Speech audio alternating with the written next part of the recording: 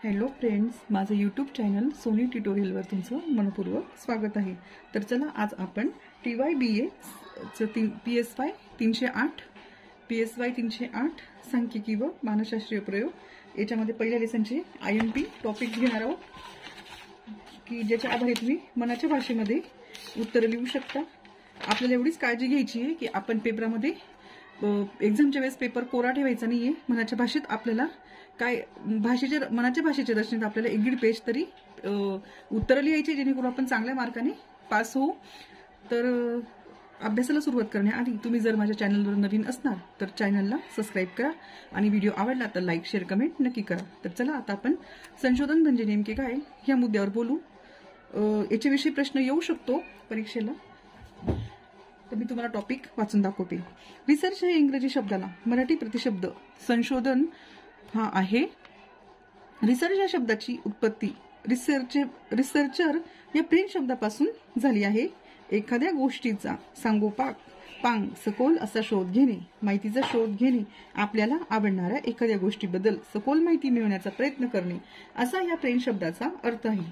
शास्त्रीय पद्धतीचा वापर करून काळजीपूर्वक केलेले वस्तुनिष्ठ निरीक्षण संशोधनात अभिप्रेत असते आणि अशा निरीक्षणाचा पडताळा पाहता आला पाहिजे असे बर्गरने सुचविले आहे।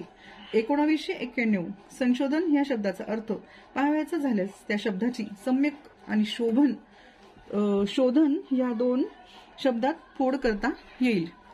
सम्यक म्हणजे चांगल्या प्रकारचे अर्थातच शास्त्रीय पद्धतीचा वापर करून केलेले शोधन म्हणजे संशोधन होय।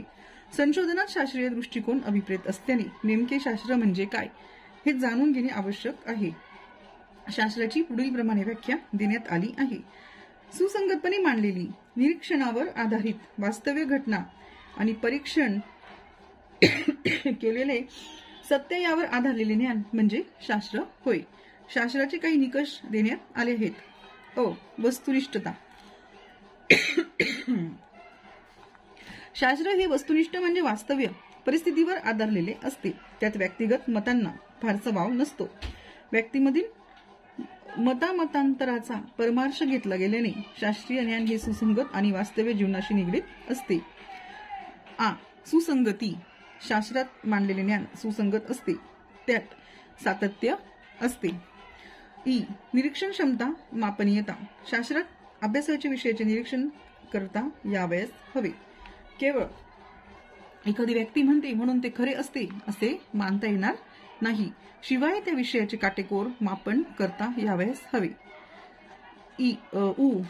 पुन्हा परीक्षण क्षमता। शास्त्रात मांडलेल्या ज्ञानाची यथार्थता पडताळून पाहण्यासाठी त्याची पुन्हा पुन्हा तपासणी करता यावयास हवी। सिद्धांत निर्मिती आणि पूर्वकथन। संशोधनाद्वारे मिळालेल्या फलिताचे संकलन आणि विश्लेषण करून एखादी उत्पत्ती किंवा सिद्धांत मांडणे हे शास्त्राचे एक उद्दिष्ट असते। या उत्पत्तीमुळे घडलेल्या अथवा घडणाऱ्या घटनाचे स्पष्टीकरण करता येऊ शकते। शास्त्र ही संकल्पना आणि त्याचे निकष याची माहिती मिळाल्यानंतर शास्त्रीय संशोधन म्हणजे नेमके काय हे समजणे सोपे होते। शास्त्रीय संशोधनाची कर्लिगर यांनी पुढील प्रमाणे व्याख्या केली आहे। नैसर्गिक घटनांमधील गृहीत धरलेल्या परंतु परीक्षण न केलेल्या संबंधाचे स्पष्टीकरण करणाऱ्या उपपत्ती आणि अभ्युपगमावर आधारित नैसर्गिक घटनांचा पद्धतशीरपणे आणि नियंत्रित परिस्थितीत केलेला अनुभवाधिष्ठित आणि चौकस क्रिटिकल अभ्यास म्हणजे शास्त्रीय संशोधन होय। या व्याख्येचे स्पष्टीकरण करणे गरजेचे आहे। दैनंदिन जीवनात ज्यावेळी काही घटना घडतात त्यावेळी त्या घटनांमधील संबंधाबद्दल काही आडाखे अंदाज एसम्पशन बांधले जातात। अर्थातच हे अंदाज बांधताना व्यक्ती आपल्या पूर्वानुभवाचा, इतरांनी सांगितलेल्या अनुभवाचा किंवा पूर्वी प्रस्थापित केलेल्या उत्पत्तीचा आणि मांडलेल्या उपकल्पनाचा अथवा गृहीतकाचा आधार घेत असे। परंतु या आडाख्यावर किंवा अंदाजावर पूर्ण विश्वास ठेवण्यापेक्षा ह्या नैसर्गिक घटनांचा त्या उत्पत्तीचा संदर्भात पद्धतशीरपणे शास्त्राची कसोटी लक्षात घेऊन आणि काटेकोररीत्या अभ्यास करणे आवश्यक असते। केवळ मला वाटते म्हणून नव्हे तर मला मिळालेला अनुभव, मला प्राप्त झालेली निरीक्षणे याच्या आधारावर हा अभ्यास केलेला असतो। त्यामुळे अर्थातच माझी व्यक्तिगत मते तपासून पाहिली जातात।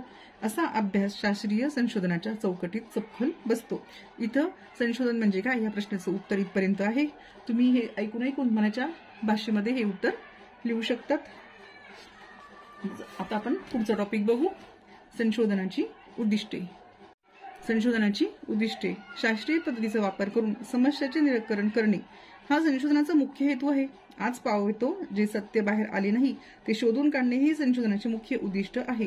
जरी प्रत्येक संशोधनात्मक अभ्यासाला विशिष्ट हेतू असला तरी साधारणपणे संशोधनाची उद्दिष्टे पुढील गटात समाविष्ट करता येऊ शकतील. क. एखाद्या घटनेची माहिती करून घेणे अथवा त्या घटनेच्या बाबतीत नवीन मर्मदृष्टी प्राप्त करणे. अशा प्रकारच्या संशोधनाला शोधात्मक किंवा रचनात्मक संशोधन अभ्यास असे म्हणतात. पुन्हा एक वेळेस वाचून दाखवते की एखाद्या घटनेची माहिती करून घेणे अथवा त्या घटनेच्या बाबतीत नवीन मर्मदृष्टी प्राप्त करणे. अशा प्रकारच्या संशोधनाला शोधनात्मक किंवा रचनात्मक संशोधन अभ्यास असे म्हणतात. ख. एखाद्या विशिष्ट व्यक्तीची घटनेची अथवा गटाची वैशिष्ट्ये अचूकपणे शोधून काढणे. या प्रकारच्या